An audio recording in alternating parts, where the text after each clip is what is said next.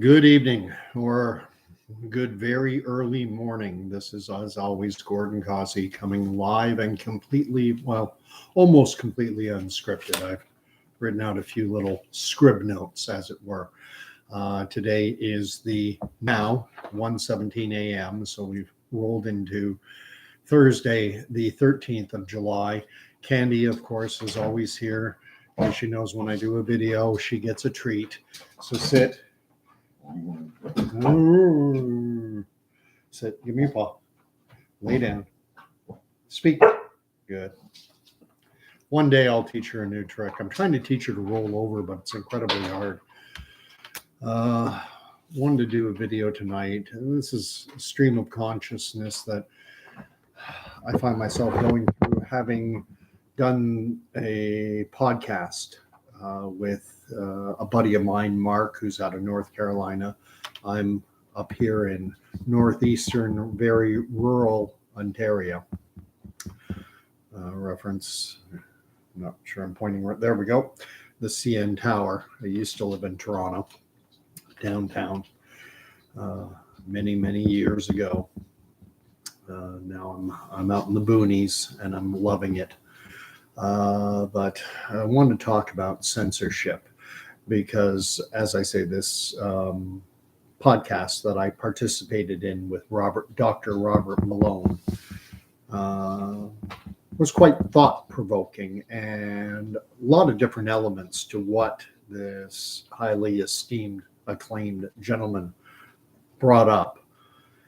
And one thing that came out during that podcast, one of the things that Dr. Malone said, it was in the context of the vaccination schedule that children have to undergo, what the medical community has as their schedule of inoculations that children have. And Dr. Malone expressed his sympathy toward the challenge that parents in today's era face. Because there's this narrative of danger to your child and to the community at large if too many children don't go along with the schedule. And he framed it as a narrative that is promoted by the pharmaceutical industry, because it certainly plays to their interests, and the narrative being that those who do not get jabbed for, say, the example we used in the podcast was measles. So if a significant percentage of the population of children don't get inoculated against measles, that then they can become infected with the measles, and that measles can then mutate. And as a result of these mutations, that those who did get the shots, that they are then vulnerable because their vaccine generated antibodies will be incapable of surmounting an infection with a mutated strain or a mutated version of measles. And he put it forward as a narrative, and it's certainly a narrative that I have heard. I imagine you've heard it. I imagine just about everyone has heard this narrative, and it's almost programmed into our subconsciousness or consciousness. And it got me to thinking, and then he went on to say that there's only a certain degree of the population that truly wants to be autonomous, that truly wants to make their own decisions. And he pegged it, I believe he said in the podcast, that it's only between 10 and 25%. So 1 to 10 to 1 and 4. It's kind of a wide parameter. But I mean, I don't think he's wrong.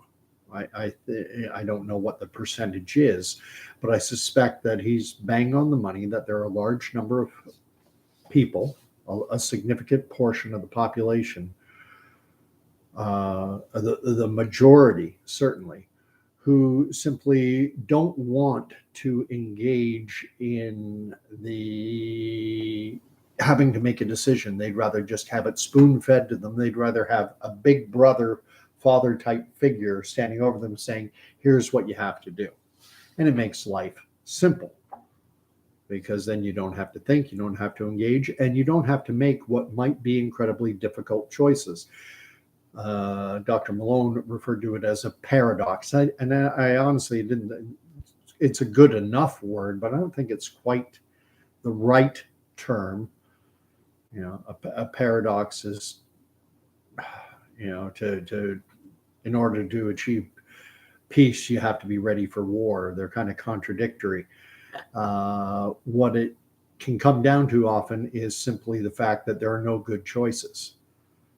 And in terms of deciding whether or not to get vaccinated against measles, just to use that as a benign example. Measles, I'm just to fully disclaim, I'm not a doctor, I'm not an immunologist, a virologist, or any other. I have no degrees in medical science or whatever. I consider myself a reasonably well-read lay person, but I am just that, a lay person. So nothing in this video is ever to be construed as expert advice or anything of that nature. This is just one man's, his thoughts, my thoughts, views, opinions on things. Anyway, you're faced with this difficult choice, and either way you go, there can be consequences. Maybe you'll be okay in both cases. Maybe there will be consequences. You don't know. And either way you go, you have to own, if consequences, negative consequences do result, you have to own them. So, and I don't know if measles can be deadly, but I suspect that it can in rare cases, that measles can be deadly. It used to be referred to as a childhood disease before immunizations before the MMR shot came out. I've read books where, it was standard practice among parents that if you had 4 or 5 kids and one child became infected with measles, that you'd take all your kids, stick them in the same bed. All right, you guys are all sleeping together now so that you can all get infected and we can get this over with, instead of having to deal with it over a protracted period. And even later generations, not the young people today, but maybe people in their 40s, 50s and up, will remember chickenpox. I had chickenpox. I never was inoculated against it because there wasn't an immunization for it. I imagine that had there been, I would have been, but there wasn't, so moot point. And so I got chickenpox as a kid. And there used to be chickenpox parties. And and again, this is one of those areas where I'm not really qualified to speak. I just consider myself reasonably well read on these topics, but I believe that chickenpox in later years can be shingles. And shingles for someone of reproductive age can be problematic because an acute infection can lead to sterility. So if someone in their 20s, 30s, doesn't have children yet, wants to have children, if they get infected with shingles, they can be rendered sterile. And happened to a family member who contracted shingles, and that was a concern. Fortunately, things worked out. But my understanding is likewise that if you've been infected with chickenpox as a child, which I was, for example, that I'm good. I have antibodies and T-cell memory and all this other stuff that we've all more or less, everyone, I think I'm like a large part of the population, even though I make no claims to any expert, no educational background in these things. The amount of reading that you've done, I would have never read articles in the Lancet or the British Medical Journal or the Annals of Internal Medicine or JAMA, Journal of the American Medical Association. Over the last 3 years I have, and I almost feel as though I should get 6 months. Give me a 6-month credit towards a degree in something, epidemiology even. But I got to get back to the point of this.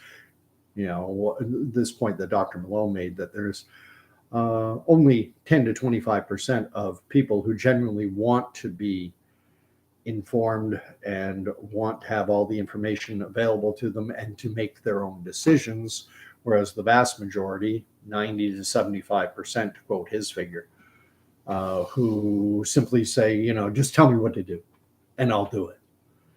And the danger of that, the danger of defaulting to what can be very powerful interests who are acting in their best interests and not your specific individual best interests or mine or even the majority of people's. And if we look back on the COVID era, for lack of a better name, I'm not a big fan of using the word pandemic because I would take out the word pan. I would take out the prefix pan, P-A-N, and insert plan or insert scam, but that's me. But the lies that were promulgated starting, early 2020, I mean, number one, and this is where I rely on my notes, is the origin story of COVID. Right now, as we speak, there are congressional hearings or Senate hearings happening in the United States. And prominent members of the government, U.S. government's medical apparatus, individuals, they are testifying before Congress. And because there seems to be very much debate over the origins of SARS-CoV-2. And from what I understand, they have gone into bat populations all over the place, trying to find the genesis, the start of this, trying to find an example of SARS-CoV-2 in an animal population, in the bat population. And they have, from what I understand, thus far come up completely dry. They have been unable to locate SARS-CoV-2 in any bat population. And some may remember that, maybe a month or so ago, maybe 2 months ago, a news story came out, said that it came from raccoon foxes or raccoon dogs or some other, maybe we think maybe now it's some other animal, that it jumped from some other animal. We thought it was bats, but maybe it wasn't a bat. Maybe a bat infected a raccoon dog or some strange animal that exists in China, and then it jumped to humans. And a number of experts, probably most notable among them currently, is the former director of the Centers for Disease Control and Prevention in the United States. That's Dr. Robert Redfield. He is on record as saying that Dr. Anthony Fauci, director of the National Institutes of Health in the United States and somewhat their top doctor, that he basically politicized the process, and he wanted one narrative. And the one narrative that he wanted was that the origins of SARS-CoV-2 were from a wet market, human interaction with a bat. The bat scratch, bit, whatever, and that the SARS-CoV-2 jumped from bats to humans. And that was the one narrative. And anyone who was of the opinion Dr. Redfield said in his examination, in his looking, and he's a virologist, he studies viruses. Anthony Fauci, by contrast, his background is in immunology, meaning the human immune system. So who better to express an opinion on the origins of a virus? A virologist, in my estimation, would trump, poor choice of words maybe, but it would supersede those of an immunologist. And he was shut out. Why? Why was there this desire to push one narrative, especially now that more and more information is coming to light that suggests that narrative is looking less and less and less plausible with each passing month, week, even day. And Dr. Robert Redfield is not the only one. There was a French Nobel Prize winning virologist, a gentleman by the name of Dr. Luc Montagnier. And he had won the Nobel Prize because his team had isolated HIV, the virus that causes AIDS. And so eminently qualified. And he expressed the same opinion very early in 2020 that, in his expert opinion, that the SARS-CoV-2 virus could not have occurred in nature. And I don't understand it. My degree in virology is from Facebook. I defer to the experts, but I wasn't allowed to hear the expert opinion of the Dr. Redfields, of the Dr. Montagniers, and others who believed that SARS-CoV-2 originated in a lab. We were not allowed to hear that. And that, I do believe that was incredibly significant, because had it the notion that SARS-CoV-2 originated in a lab, and most likely the lab in Wuhan, China, right next door or proximately close to the wet market, which the story told us it came from. If we'd found out that there was a very strong and real possibility that it came from that lab, then it might very well have come to light. What is now coming to light 2-3 years later, that Anthony Fauci's own National Institutes of Health was funneling money to that Wuhan lab. And that might have led to outrage. And that would have taken the focus off of the fear. And the fear was that was being driven into our brains, was that that this is the Black Death.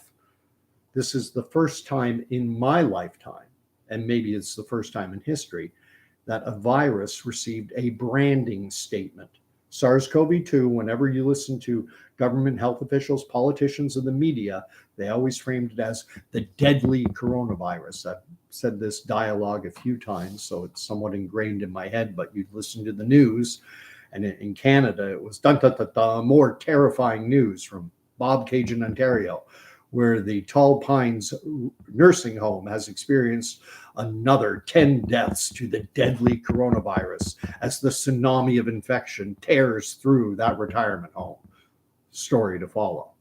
And that type of reporting, from whether it be reporting from the media, whether it was coming from politicians or from government bureaucrats in the health field,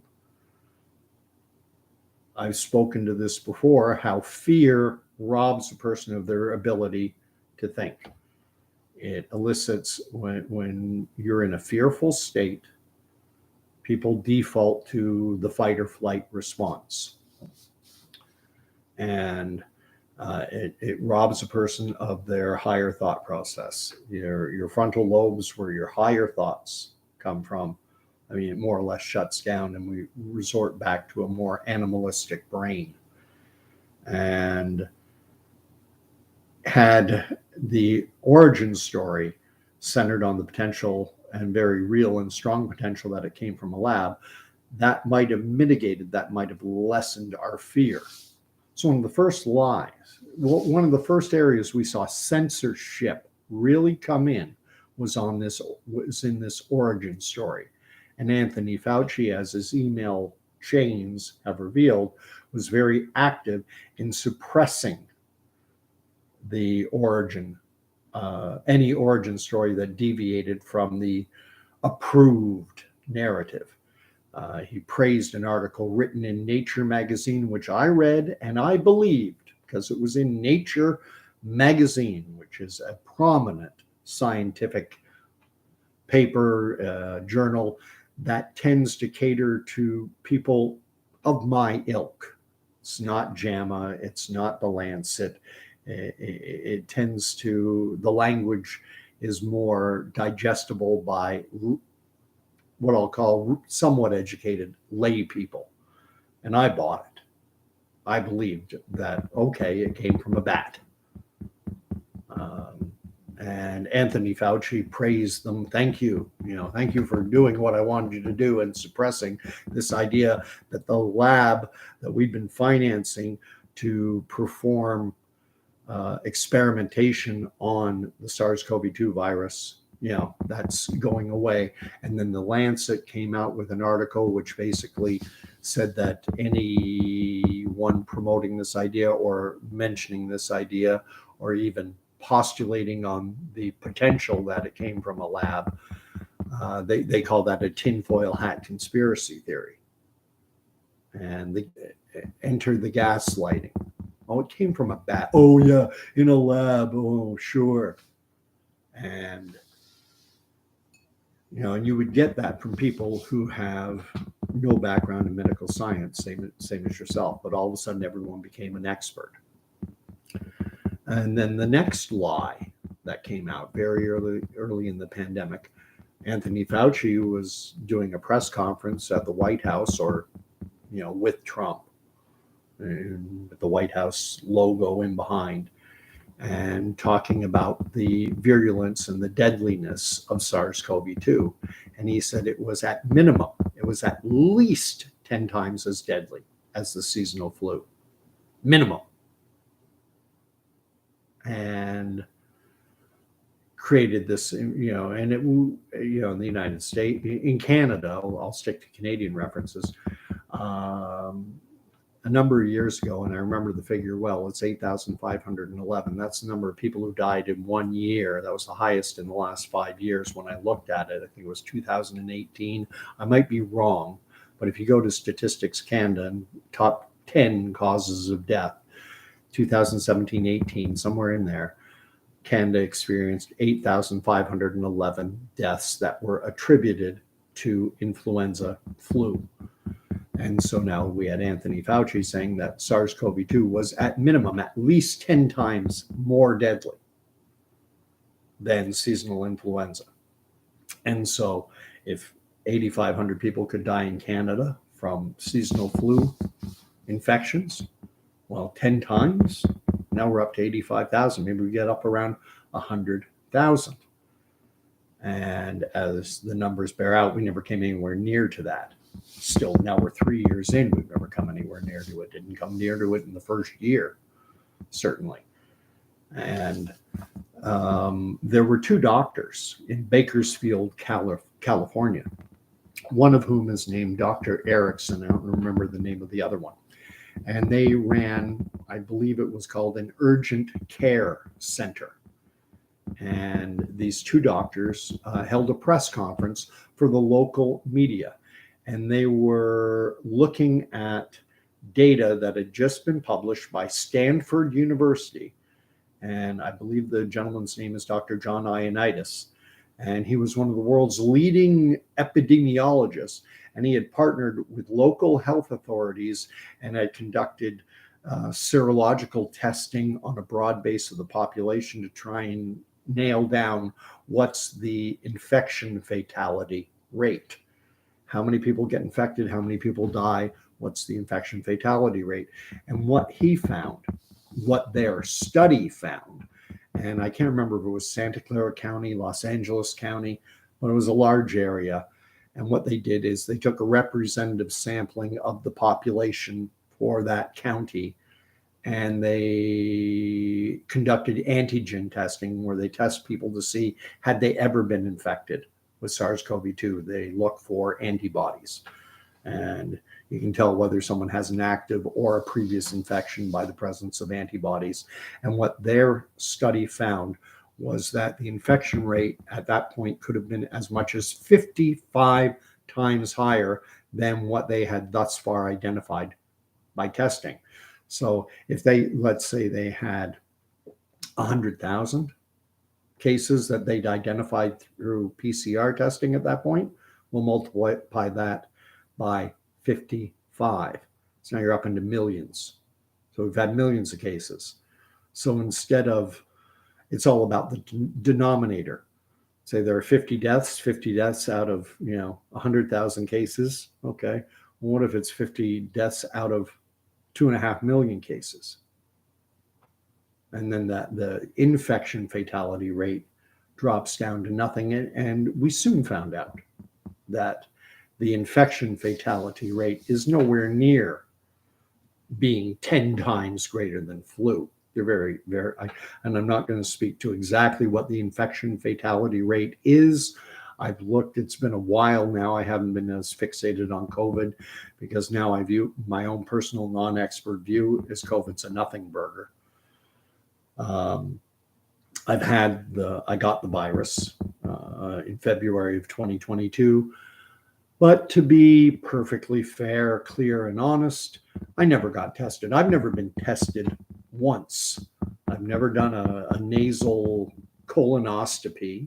That's what I call the PCR test. I've never done a rapid test. I've never done any test. But in February of 2022, on a Friday, I came down with classic symptoms of COVID, of the flu, or of any number of other infectious diseases. Who knows what I had, but I had aches, muscle aches, pains, joints. I was sore. I had a low-grade headache. I had chills and a fever. And basically that was Friday night. When I woke up Saturday, I was on the road to recovery. By Sunday, I would say I was 90%, and by Monday, 100%. I've had far worse cases of the flu. I don't get the flu often. I've had the flu a couple times in my life over the last 20 years and knocked the crap out of me when I had the flu. Last time I had the flu would have been, I think, 2012. And it knocked the crap out of me. And this, comparatively speaking, was nothing. But trying to keep things somewhat on track. This is going to go longer than I'd originally intended. So this idea that SARS-CoV-2 was 10 times more deadly than flu has now quickly, it's gone away. But by fixating on an origin story and keeping us away from the thought that this could have come from that lab that that Anthony Fauci's own National Institutes of Health was directing funding toward, of which Anthony Fauci was aware. He knew that that funding was being funneled in their direction. And I say funneled because it was typically an organization would be given a grant, and then that organization would take some of that money and pass it along to the Wuhan lab as a sub-grant. So it creates it muddies the waters, it clouds the paper trail, if you will, but the paper trail is still there, and it's been revealed. Now, there seems to be a game of semantics going on as to whether it's gain-of-function research that was being funded. What exactly is gain-of-function research? Are we talking directed evolution? Is that different from gain-of-function? And I'm not going to get into the debate. It seems to me that lab, in my non-expert opinion, was doing things that ought not to be done, messing around with viral life forms and trying to find ways to make them more virulent, perhaps, certainly more transmissible, capable of infecting humans, that kind of thing. So we had this, the first lie, the origin story, and censoring even the possibility that it came from that lab. Then the danger, censoring anyone who dared to question the degree of the severity of a SARS-CoV-2 infection. We're not even allowed to question it. That video of Dr. Erickson and his colleague simply speaking to an academic paper that had been put out by Stanford University and Dr. John Ioannidis, censored heavily. And, then we can go forward into late 2020, early 2021, when the approved narrative was that the COVID jabs would provide long-lasting, sterilizing immunity to infection, immunization. There's Rachel Nadeau. She's on CNBC, short-cropped, dark brunette.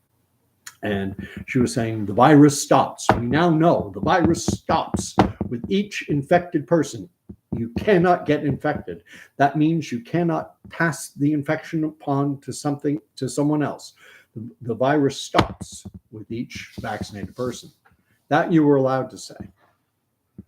Those who suggested otherwise, like Dr. Robert Malone, like Dr. Geert van den Bosch, one of the world's leading experts on vaccinology from Belgium, anyone who suggested that this notion of long-lasting, durable, and sterilizing immunity, they were branded as spreading misinformation. And because it was branded as misinformation, that was the justification for censorship. You're not allowed to say that. Well, if, let's say we lived in a democratic world, because I contend that censorship is one of, and perhaps the greatest threats to democracy. If people had been made aware of the fact of Dr. Redfield's opinion, of Dr. Montagnier's opinion, that the virus originated, very strong evidence that it originated from a lab, then that might have resulted in looking deeply into that paper trail. And it might have led people to be less compliant with the lockdown measures that were thrown on, because their fear would have been replaced with rage and anger, and very justifiable anger, that their own government agencies had been involved in something that should not be done. You'll recall what happened when the George Floyd incident happened, and I think that was in May of 2020. March, April, May, the world, Canada, the United States, most of the Western developed world, were in lockdown. You can't go outside. You can't. Stay in your house. Stay inside. Stay safe. The virus is out there. It's going to get you. Talk about propaganda. And in my home country of Canada, a kid in Ottawa was outside playing basketball by himself and was fined hundreds of dollars. That's how insane the world was. Well, if you have a dog and you have to take it take it out, okay, but only go out for absolutely needed essential activities, maybe a little bit of exercise, but not too much, because the virus is out there. It's maddening, it's infuriating, because what happened, and we went through that in March, April, May, and then the George Floyd incident hit. And when the George Floyd incident hit, people wanted to go out. They were outraged. People were outraged at what had happened to George Floyd. A police officer had knelt down on his neck for I don't know how many minutes it was, whatever, and this George Floyd died. And the Black Lives Matter movement blew up, and everyone wanted to get outside and show their support for the Black community. And they wanted to assert that Black Lives Matter. And all of a sudden, but what happened to the deadly virus? And having to fine kids for skateboarding or playing basketball alone. Well, now, okay, we can let you go out, because we need to give you an outlet for your rage, to show your solidarity. So now it's okay. This is the point at which people should have started.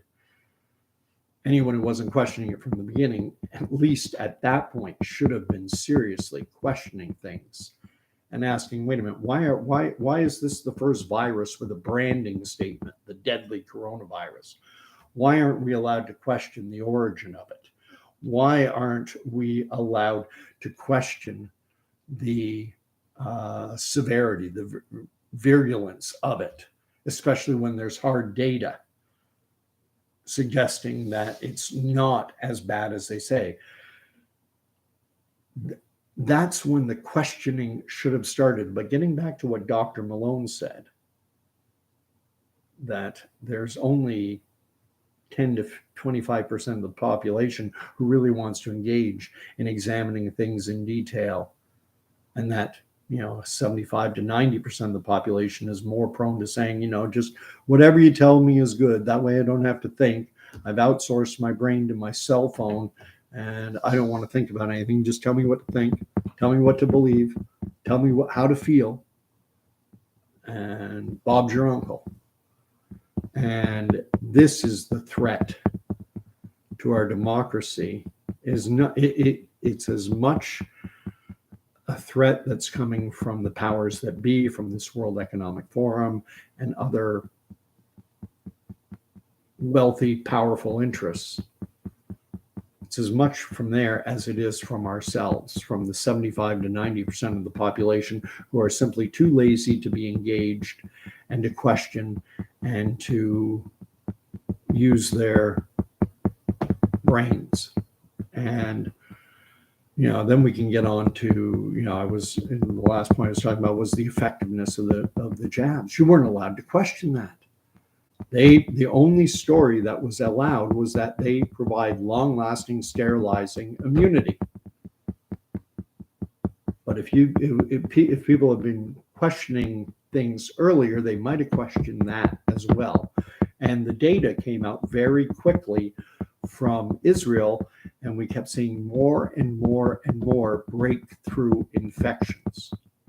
More and more and more. It wasn't the unjabbed, it was the jabbed. Who was getting infected with the potential for SARS-CoV-2 to mutate into Omicron? It was those who had complied and rolled up their sleeves. And so to get away from COVID and just talk about the threat to our democracy, because right now you're hearing that a lot. I'm hearing it a lot in Canada, that we need Bill C-18, this bill that has resulted now in Google and Facebook are talking about no longer making Canadian news available on their platforms. And I think, to a degree, I wonder if there's an agreement between our governments and big tech, because I think the government is very much interested in ensuring that Canadians, and I think that it's not just Canada, I think it's in Europe and the United States, that there is an effort afoot to try and make it as difficult as possible for people to access any news that contradicts or that counters or takes a different angle on things than what the approved narrative is. And that is dangerous in a democratic system. What they're saying is that this legislation is needed to protect our democracy. I don't think so at all. I don't think they're at all interested in protecting Canada's democracy. I think what they're interested in doing is directing Canada toward a more fascist form of government. And I'll define what I view fascism as. This is something somewhat more in my lane, given that I did study political science at university, undergraduate level. Fascism is where corporate entities, back in World War II, they would have been called the industrialists. So this corporate industrialist capitalistic money controls government. Government does the bidding of the corporate sector and then imposes corporate will on individual citizens. And the best example of that is obviously the apex of the rise of fascism happened in Nazi Germany in the 1930s and on through the war into the 1940s, where major financial interests back then called industrialists backed the Nazi Party, financed it. They were the invisible hand behind Hitler. Hitler was a puppet. And, the Rockefeller Foundation financed the Kaiser Wilhelm School of Anthropology, Genetics, and Eugenics, which provided the Nazis with weaponized science to propagandize the population with, under the guise of science. And so censorship is a weapon of fascist governance. And when we hear the Chrystia Freeland's and other government agents, Canadians, that this measure is needed to protect our democracy, that failure of Google and Facebook to pay journalists, to pay media for publishing their content to their platforms, that this threatens our democracy, I don't buy it. I don't buy it. And the scariest part of Bill C-18 is the fact that while initially, it's targeting the Googles, the Facebooks and such, the way the language of the legislation, as I understand it, would allow the government to censor me or you or anyone, this channel. That's just not approved information. You're not allowed to have that idea. And I'll tell you something, I am a bit of a free speech absolutist. I know that in Canada, it is illegal to engage in speech which is said to promote hatred or violence. And to the extent that I would never engage in speech that would encourage hatred and certainly violence, I find it problematic to censor that speech simply because it takes away the individual responsibility. Well, it's not my fault. The devil made me do it. This guy posted something and that made me do it. I saw the Confederate flag waving and that made me do it. I'm not a fan of the Confederate flag and would never wave one. Tell you a little quick story and I'll end it off with that. When I was in, I think probably about grade 10, Dukes of Hazzard was maybe the #1 television show on TV. Bo and Luke Duke and Daisy Duke in her Daisy Duke cutoff jeans. The General Lee was a car that had basically it was in the colors of the Confederate flag. Had the stars and bars, I think is what they call it, over the hood of the car. And I viewed at that age, 15 years of age, 15, 16, I viewed the Confederate flag as being a symbol of rebellion.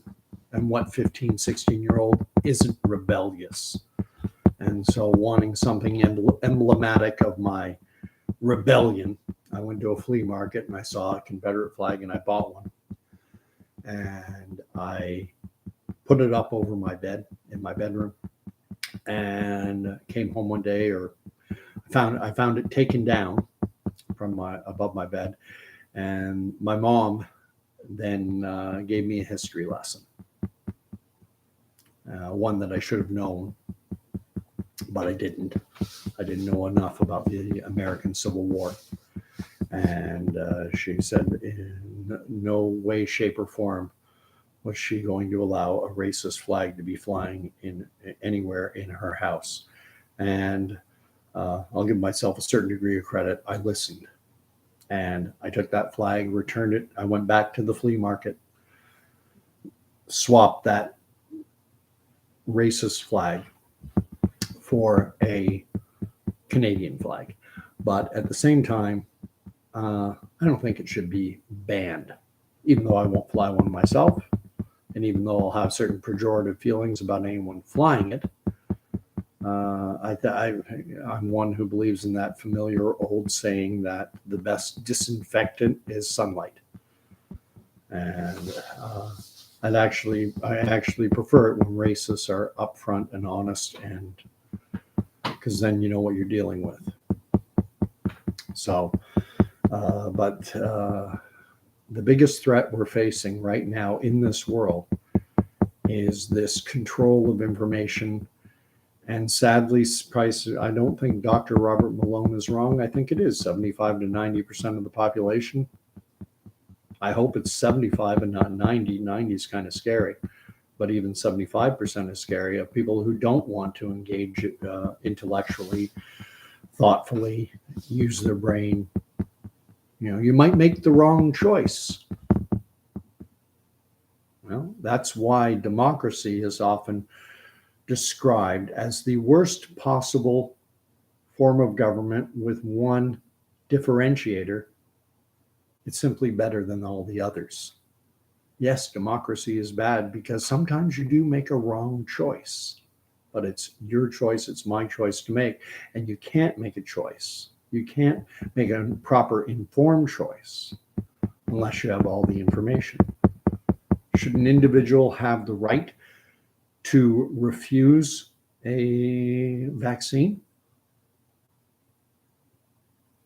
They tried to make it as next to impossible to refuse by suppressing the information, by propagandizing us with this, what turned out to be a fiction, that what Rachel Nadeau was allowed to say on CNBC for all the world, that she didn't get censored when she said, the vaccines, we know enough now that we know that the virus stops with each vaccinated person. This idea that the vaccines provided long-lasting sterilizing immunity. Sterilizing meaning you don't get infected. So the prospect of transmitting to someone else is eliminated, because you can't transmit that which you have been that which you have sterilizing immunity to. And that was fiction. But that was approved fiction, whitewashed as the truth. So how can you make an informed decision when information is suppressed and withheld? And this idea that there's a battle going on between the Googles, Facebooks of the world and the government of Canada, I don't buy it. I think that it's like the scripting for a World Wrestling Entertainment match. And I think you get to see what they want you to see. And I guess I'll do my typical and just go on a little bit more. Sorry, I said I was going to wrap up, but now I'm going to go on a little more like I always do. But, this movie, Sound of Freedom. And they're trying to create this impression that it's being suppressed. And maybe it is. I'm not sure on that. I haven't made up my mind. But the one thing I do know is that this idea of popularity and this idea of social media is a cesspool. However, it is very easy to create the illusion of popularity. I've said many times before, my YouTube channel is not monetized. I do this for my own edification, catharsis, work through my thoughts. But if I wanted to, there are services that I could engage that would give, I could pay for 1,500 followers. They would be bots, but someone encountering my channel would look and say, oh my gosh, look, he's got 1,600 followers. This guy must be popular. Likewise, I could engage services that would boost my views, that would populate the comment field with comments and would hit the thumbs up button for me.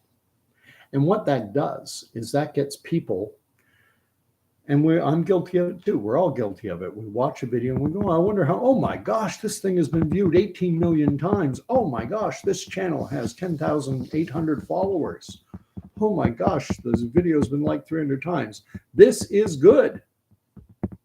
I've been programmed, told to believe that this is good by all those metrics that are in front of me.